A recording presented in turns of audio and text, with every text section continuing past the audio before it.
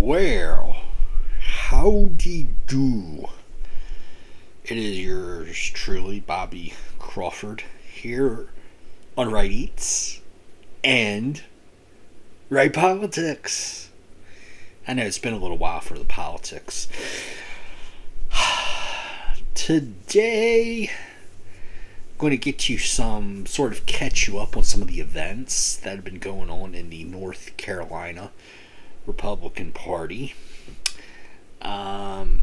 Last year, going into the convention, I really did a very thorough job and an excellent job of keeping things entertaining. I'll pat myself on the back.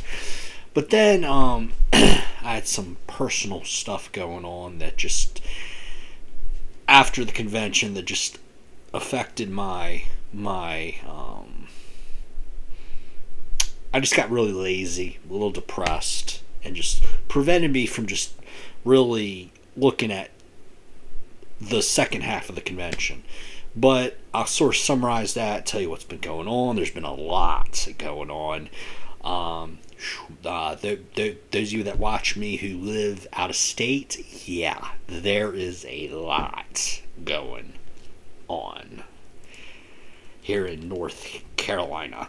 Those of you in state probably already know, but maybe I'll throw some curveballs at y'all and some new information maybe. So anyway, I'm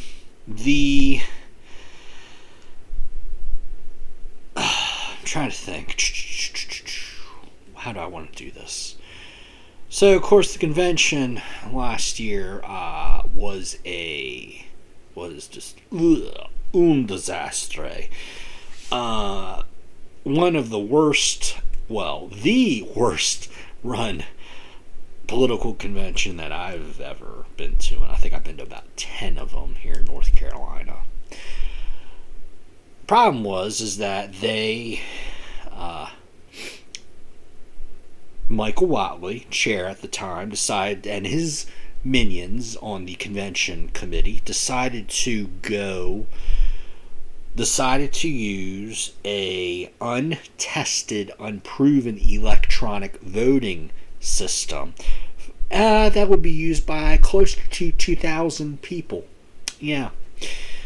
Now, you compare that with what happened back under the Woodhouse-Hayes administration. Woodhouse-Hayes did electronic voting too, but they actually did.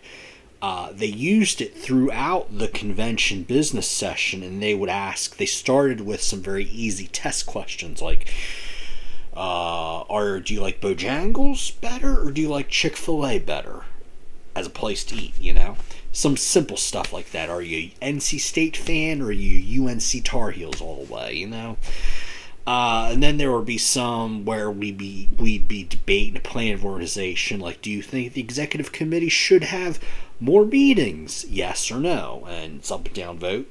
People have their little device in their hands, very simple. So by the time you get to the actual important vote for who's going to be chairman of the party for the next 2 years, things go very smoothly. Unfortunately, in the Whatley era of North Carolina Republican politics, Whatley decided that he would just use the electronic voting one time. Never have any test questions. Never, use it earlier in the business session. Never. Just decided this would be a one-shot deal. Whatever happens, happens. And boy, did stuff happen. Yeah.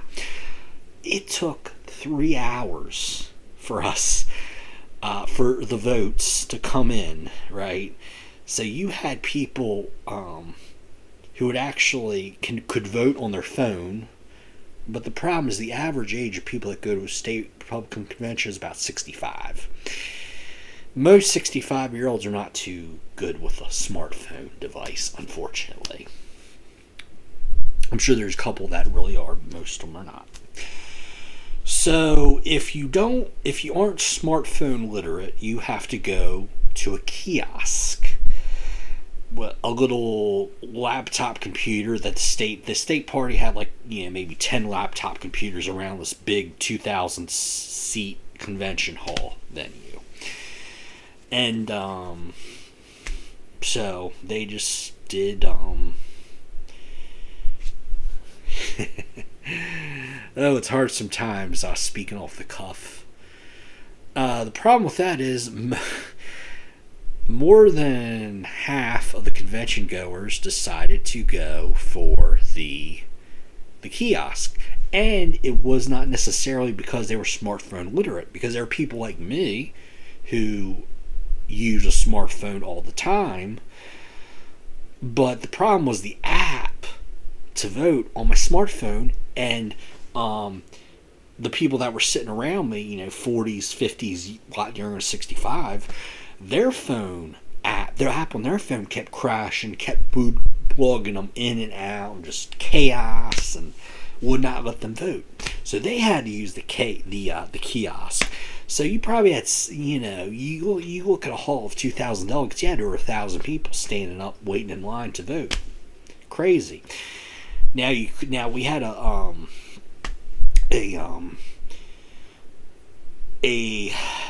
delegate from the floor a day earlier proposed that we go to paper ballots, and guess what? That person was right to go to paper ballots. The counties would get their paper, and the county chair would give it to the delegates, and some counties would only have 5 delegates. My county would have about 100, and Wake County, Raleigh, and Charlotte, Mecklenburg, those would probably have 200, 300. So, the bigger the county, the more ballots you would have to pass out. But still, it would not. 3 hours for electronic voting is pretty darn ridiculous. Okay, but then what happened was it was 6:30 now, and the vote was tallied, and Whatley won by a landslide of like 66% to 33%. So what happened with that? But then you had a lot of counties, including my county, Guilford. You had like 115 delegates, but only 100 votes were counted. And it would seem a little unusual to have 15 people not vote. Now, 1, 2, 3 maybe people. Now, if you had 1 or maybe even 3 or 4 people not vote out of 115, that would probably not be unusual.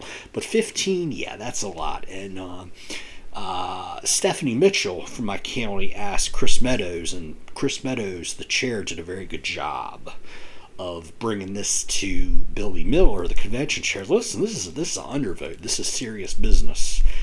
Now, the thing was, there was some ruling, but Whatley was so far ahead that I think Whatley would have had to win by less than 10 in order to, have a revote or a controversy. But then 6:30 rolls around, and we're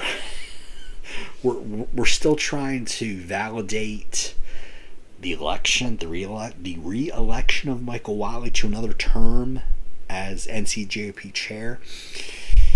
And we're trying to go now to vice chair. But then, we start losing people, and the Trump is always on time for his events. His events started right at 6:30, and I actually had a free dinner ticket. I didn't get out of the convention hall until like 7:30, right? And by that, I couldn't.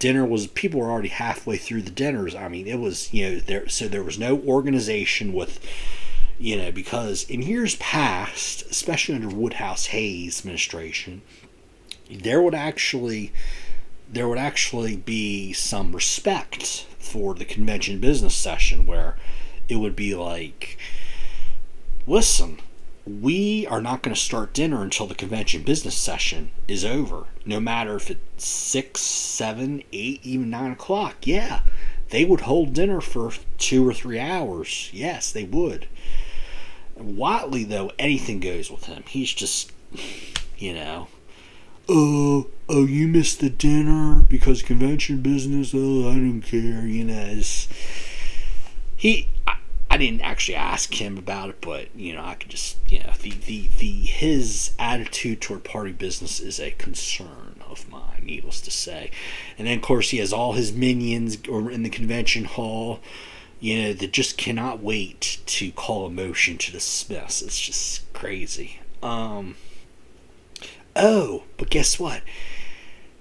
We didn't even have quorum by the time Watley was officially reelected, and we couldn't do even the vice chair election last year. We didn't even, Oh, and by the way, Friday we had the rules, and then we did resolutions, and then somebody called a motion to dismiss at 4:00 in the frickin' afternoon, three hours early, and that was it. Saturday somebody called a motion to move elections before the other business of the convention, and that was it. We never got to platform or planarization because we just have so many of these NASCAR caucus people who are always in a frickin' hurry, never do party business. Listen, if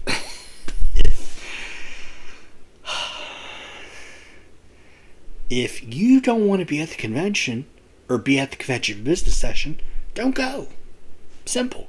Don't ruin it for the rest of us who actually give a damn about party business. It's that simple. But the problem is people such as Harvey West of the 1st Congressional District, people like him are so starved for power and think they have all the answers, and they just don't get it. It's all about what Harvey West wants and not what Bobby Crawford, Sue Butcher, Stephanie Mitchell, a lot of the other people actually give a darn about party business, Oh, and then at the executive committee meeting on Sunday morning, he's like, I'm going to motion to adjourn. Okay, well, Billy Miller has some announcements, Michael Watley has some announcements, and then, 2 minutes later, I should motion to adjourn. I'm agitated now, man. Mr. West, listen, thank you for what you've done, the good work that you've done for the North Carolina Republican Party, but listen, if you don't want to be there to do party business at the convention or at the executive committee meeting, leave. Take your woman and get out of there. And quietly. Don't ruin it for the rest of us. Called motion to adjourn. And unfortunately, we got a lot of what do you call it? A lot of zombies who just, as soon as you say motion to adjourn, they're crazy, huh? So anyway, of course, Watley got reelected. Oh, but the vice chair race, executive committee meeting, right? Abdul Ali the challenger running against the incumbent Susan Mills. Abdul Ali goes on about we need unity in this party right now, blah blah blah, and just withdraws from the race. So Susan Mills gets automatically reelected. Just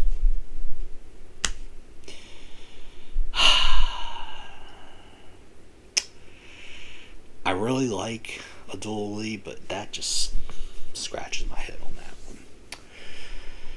What else?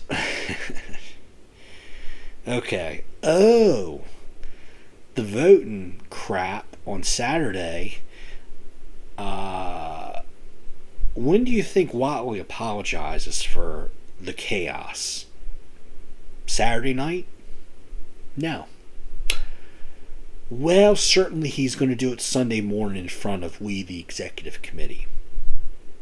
No? Oh, I think on Wednesday, get an email and briefly, in one little second grader sentences. I'm sorry for the, voting chaos, and that's that. Crazy. And the worst part about it is, while the convention floor was just chaos, you would think people would, it would, a light bulb would go out.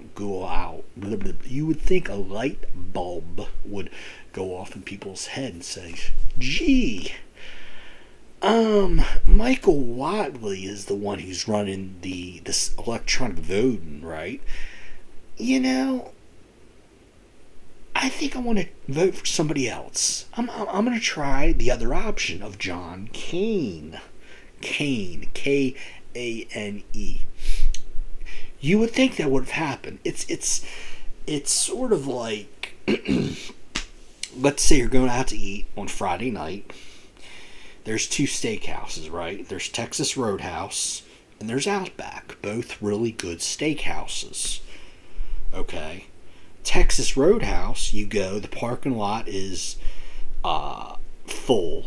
You can't find a parking space, so you get out of the car and you leave your girlfriend in the car. You walk, you run around, figure out it's going to be over an hour to get a table. Meanwhile, you look across the street at Outback Steakhouse.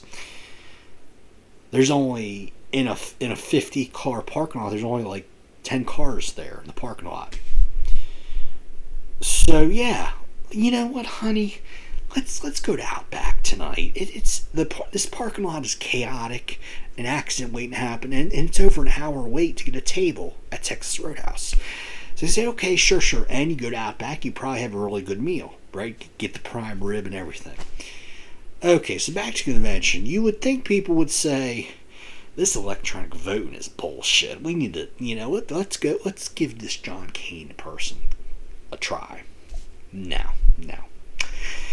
Light bulbs just didn't go out, because the problem right now in the North Carolina Republican Party, problem number one, is we have a person who doesn't even live in North Carolina giving his opinion on inter-party affairs. And that person is Donald J. Trump. Now listen, let me explain something to y'all. Donald Trump on policy matters is excellent. And yes, I will be voting for him. I can give you 100% look y'all right in the eye directly and say yes, I'll be voting for Donald J. Trump on election day of 2024. I can assure you that. Okay. But the problem is that Donald Trump needs to worry about making sure he can win in Georgia, Arizona, all those other states he lost from 2016 to 2020, and keep his policy. I'm the guy who cut taxes, had lower gas prices, great economic growth. To me, he just has too much on his plate. Because, I'm endorsing Michael Watley for chair, and of course, all the Republicans are like, ooh, Trump said Watley's the number one, so you have that aspect of it too. So yeah, now what happened? We go to last month. Michael Watley gets voted in to be the Republican National Committee chairman. Ronna McDaniel left, resigned. Donald Trump wanted Michael Watley, to be his RNC chair, because Watley had won North Carolina for Trump.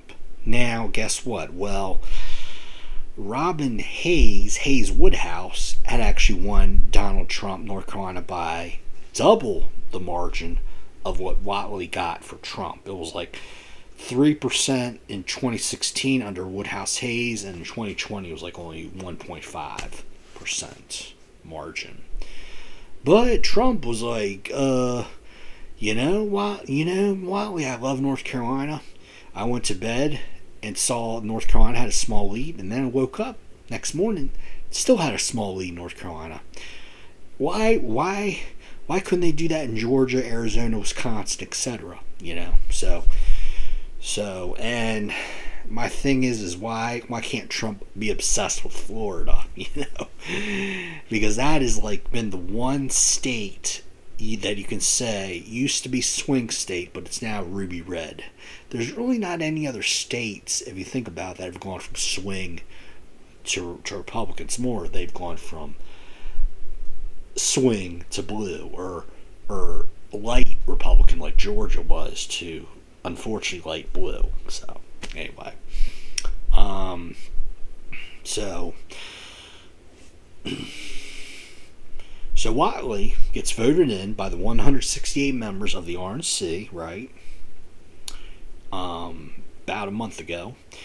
Now, the rules in the North Carolina Republican Party planning organization are very loose and a little bit hard to depict, but there was no language in the North Carolina planning organization that said that Whatley had, there's nothing there that prohibited him from staying on as the chair of North Carolina GOP as well as the RNC. There's no language saying that he had to pick one or the other. So he decided to resign as chair of North Carolina GOP. Okay, so now the rules, the planning organization says that when Whatley officially resigns, that the state party has up to 60 days to call a meeting of the executive committee to vote in replacement. Okay, so Whatley, he could have and should have kept his post as NCGOP chairman until our state convention in May, and then have a meeting of the executive committee the night before the convention on Thursday evening in May. But what Whatley did will truly blow your mind. What happened was, Friday, March 9th, he was voted in as RNC chair. The following Tuesday, I read a report from WRAL, the NBC affiliate in Raleigh, and it said that Whatley is going to call a meeting of the executive committee on March 26th. March 26th is on a Tuesday, so immediately a red flag goes up in my head. And that's, I'm like, surely he meant March 30th, or maybe March 23rd, a Saturday, or even a Sunday. But guess what? I receive a postcard the day after the WRAL report that said the meeting is on Tuesday night, March 26th. And by the way, the meeting is not in Greensboro, not in Charlotte, not in Durham, not even in Raleigh. It's 30 miles southeast of Raleigh in a little town called Selma, North Carolina. Yeah. And to add insult to injury, on March 28th, I'm scheduled, and I picked up a car from my family down in Florida. So then I wouldn't have to worry about, transportation to the meeting if Whatley would have not been so darn impatient. But typical Whatley, I have to put the, and puts the meeting on a weeknight. stacks the deck to make sure his boy Jason Simmons and Trump's boy Jason Simmons wins. Okay. Crazy. Fortunately, I was able to find somebody. The very last person I called was able to give me a ride to and from Greensboro to Selma, but still, this is crazy. So get to the meeting site. It was called the Farm at Selma, I think is what it was. And another issue I have with Whatley throughout his tenure was that the executive committee meetings venues were always really small. Okay, this one was too, the farm at Selma. But another problem I had, and this was new, because when Woodhouse Hayes ran the party, you were able to go into the executive committee meeting room and sit wherever the hell you wanted to. Wherever. It's great. Well, guess what? This time, of course, Whatley, I don't like the guy already, but he's really, tonight, just, driving me crazy, I tell you. So Whatley ropes off 2/3 of the room to guests and elected officials. So you have a steady stream of 500 people going into a room that 2/3 of the chairs are roped off. Does that make any freaking sense? No, it doesn't to me either, but Wiley does it. And so I'm struggling to find a seat. Usually I don't have any problem finding a seat, but finally, 3 rows from the front, I see there's there's a bunch of empty seats, right? And it's weird because the chairs toward the back of the room have a nice and cushioned. But the chairs toward the front of the room, and the one I ultimately ended up sitting in, was hardback chair. Not only that, but there was a older lady who was sitting on the outside of the row, which one of my pet peeves whenever you go to an event like this is, don't make it so freaking hard for people. Sit in the center of the section. That way people can make it a lot easier, so people can, find a seat a lot easier. They don't have to crawl all over you, Make it easy, It's kind of like people that when you go grocery shopping, they'll park their cart right in the center of the aisle, right? Or an item will be on the other side of the aisle and they'll be on the other side. They'll take the whole aisle. Kind of the same concept, but yeah. So I just sit in a hardback chair for 3 hours. Yeah. This was after working, being on my feet all day at work. So what I get a hardback chair. Now, but fortunately, my friend who drove me to and from Greensboro, they drive a real nice Cadillac Escalade, so very comfortable seats, I must say, in their vehicle. But plus, I only work 6 hours instead of 8, so I can't complain all that much. But there you go. So, but what happened was, my boy Jim Womack won. Or excuse me, no, he didn't. Unfortunately, no. The vote was 289 for Jason Simmons, Trump's hand-picked guy, and Whatley's hand-picked guy. 289 votes for Jason Simmons, to only 130 votes for Jim Womack.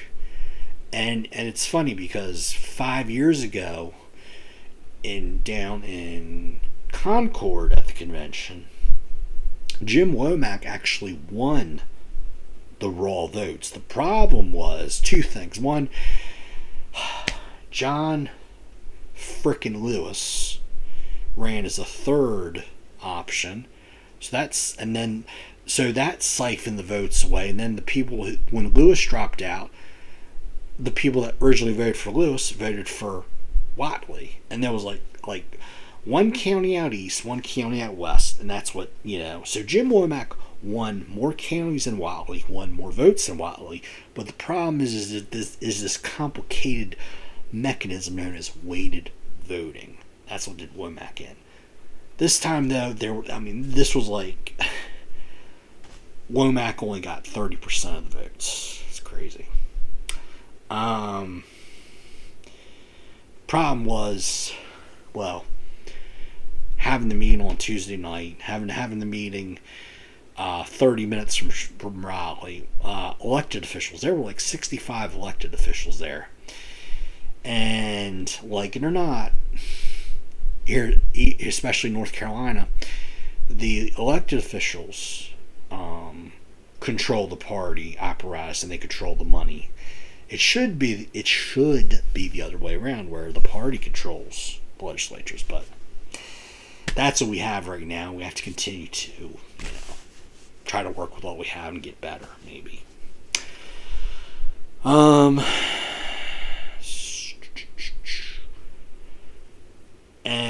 But anyway, Whatley through his first 3.5 years up until late 2022, I think did a pretty good job as chair. Problem was in December of 2022, there was an email sent to the executive committee, which I am on. The email was sent over Thanksgiving weekend. Who the heck checks their email during Thanksgiving weekend, really? A meeting was called. It was going to be at the Embassy Suites in Cary, a very easy to access venue, free parking, plenty of room.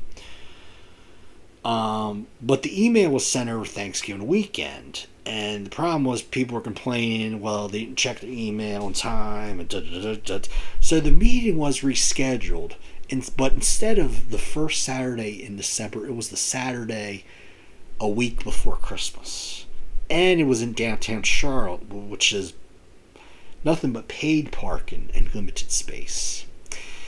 And there was no quorum, because, again, poor logistics by the Whatley administration. And then, of course, you have early 2023 when Whatley canceled the district conventions.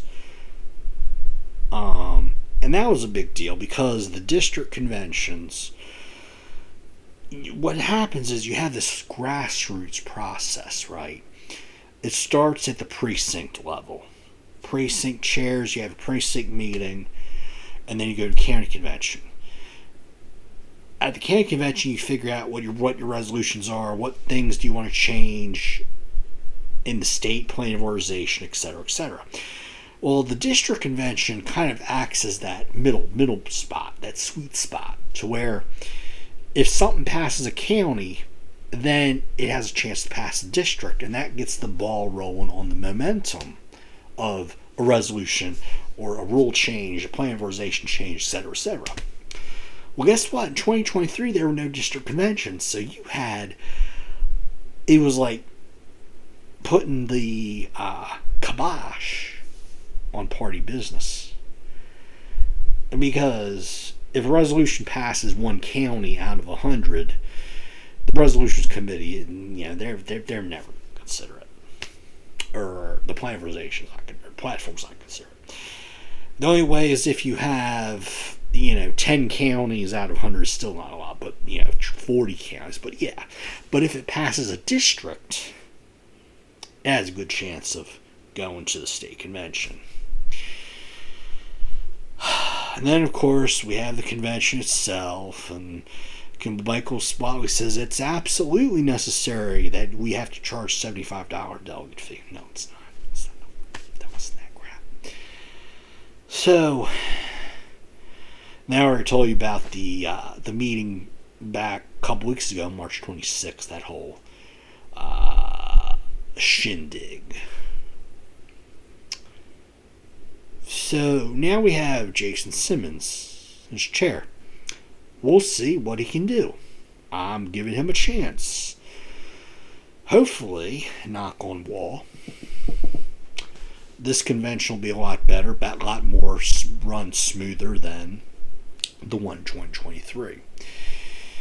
But let me take a minute to talk about Susan Mills, the vice chair, because I really didn't have much of an opinion, good or bad, on Susan Mills.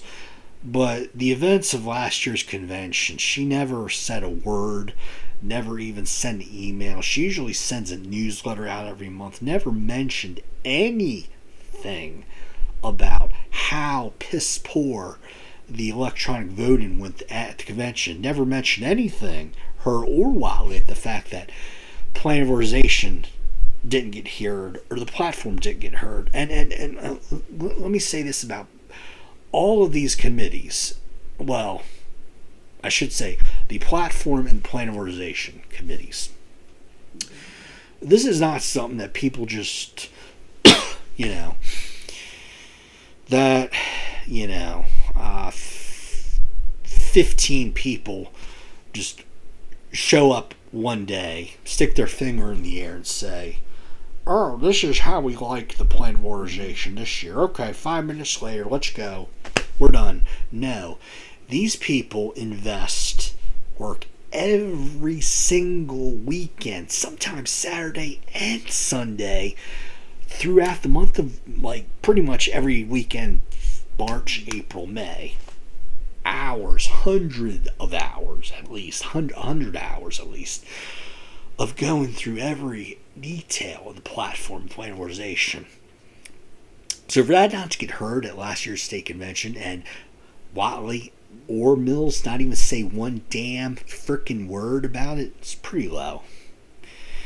So, but Susan Mills, I was very disappointed that she didn't call Watley out. You know, it's like, well, you know, you're the understudy of the chair, but guess what, Mrs. Mills? You got elected on a separate race because the chair and the vice chair run separate races. It's not like president and vice president of the United States where they run as a team. No, this is chair, vice chair, separate.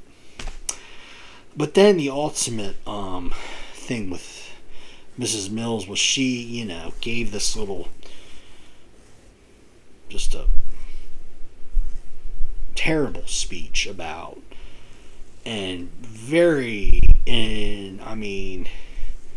about infighting, how, oh, we shouldn't have infighting, and we have to solve our problems inside and not outside. And I'm like, lady, listen, our country's going to hell in a handbasket. What the hell is the frickin' difference if we're infighting inside or outside the party? We've got to get this country on the right path. And guess what? Right now, Mrs. Mills, the party's going through its annual reorganization. You know, I know you and Watley are always in a frickin' hurry with the party business, but yes, this whole thing from the precinct, county, district, state is all a reorganization. And for right now, yeah, there's going to be some infighting in the party. It always has been that way. That's how it's going to be forever, pretty much.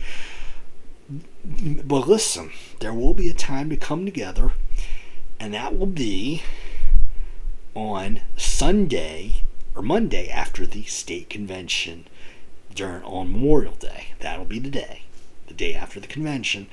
Everybody in the party will come together and we'll fight tooth, nail, walk till we can't walk, knock on doors until our knuckles fall off for every single stinking candidate on the Republican ticket. Yes. Alright. Well, I think that's all I got to say about that right now. I'm getting ready to go to my first county GOP meeting in like a year. So that'll be exciting. And of course, I'll talk to you all about that. And got some district conventions. And another couple weeks or so, we'll be getting the committee reports. Yay! One of my favorite things is to slice and dice these committee reports. It's pretty awesome. Alright, well, I will talk to y'all later. Bye.